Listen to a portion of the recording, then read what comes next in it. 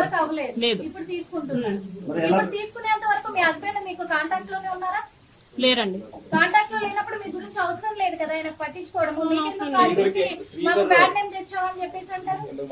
Divorce తీసుకోలేదు కాబట్టి అతని ఫర్దర్ అతను ఫర్దర్ గా లీడ్ చేసుకోవాలన్నా సరే అతనికి నాకు డివోర్స్ కావాలి. విభేదాలు వచ్చి అది నా హస్బెండ్ కి నాదే అండి. మీరు శ్రీధర్ గురించి అడగండి, అది పర్సనల్ అండి. మీరు శ్రీధర్ గురించి అడగండి. What I gave complaint case pending ఉంది, డైవర్స్ కేసు కాబట్టి కొద్దిగా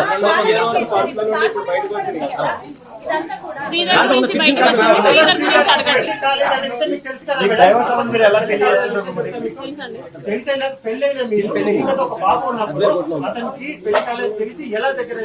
నేను దగ్గర అవ్వలేదండి.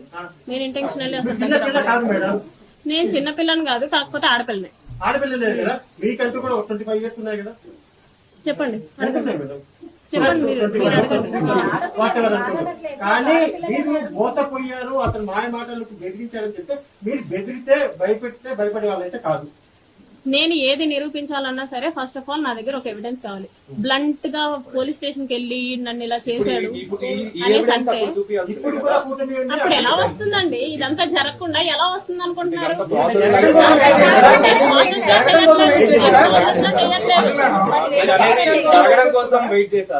పెళ్లి చేసుకుంటే వినండి, పెళ్లి చేసుకుంటే వెల్ అండ్ గుడ్. అతను చెప్పినప్పుడు పెళ్లి చేసుకుంటే వెల్ అండ్ గుడ్. దాని తర్వాత నేను కోర్టుకు అప్రోచ్ అవ్వాలన్నా సరే, వాళ్ళ పేరెంట్స్ అప్రోచ్ అవ్వాలన్నా సరే, do I have to have proper evidence? అవునా కాదా? మీరు ఆయన ఫ్యామిలీతో మాట్లాడారన్నారు, అందరికి తెలుసని మాట్లాడారన్నారు. మొదటి నుంచి టచ్ లో ఉన్నప్పుడు మీరు డైరెక్ట్ వాళ్ళ దగ్గరికి పోయి మీ కొడుకు అంటే మీ అబ్బాయి ఇలా చేస్తున్నాడని చెప్పేసి మీరు వాళ్ళతోనే చెప్పానండి. మరి ఆ తర్వాత నేను వాళ్ళతోనే చెప్తే వాళ్ళు నన్ను ఆపారు. నేను మాట్లాడతాను, మేము మాట్లాడతాం శ్రీధర్తో, మేము మాట్లాడతాం అనేసి అనేవాళ్ళు. కనీసం మినిమం అతను ఫోన్ తీసుకొని నువ్వేం చేస్తున్నావురా అనేసి అతను ఫోన్ కూడా తీసుకొని చెక్ చేయలేదు. చెక్ చేసి ఉంటుంటే ఇంత దాకా వచ్చి ఉండేది కాదు. అవునే ఉన్నా మాట్లాడుతున్నా అవునే ఇంత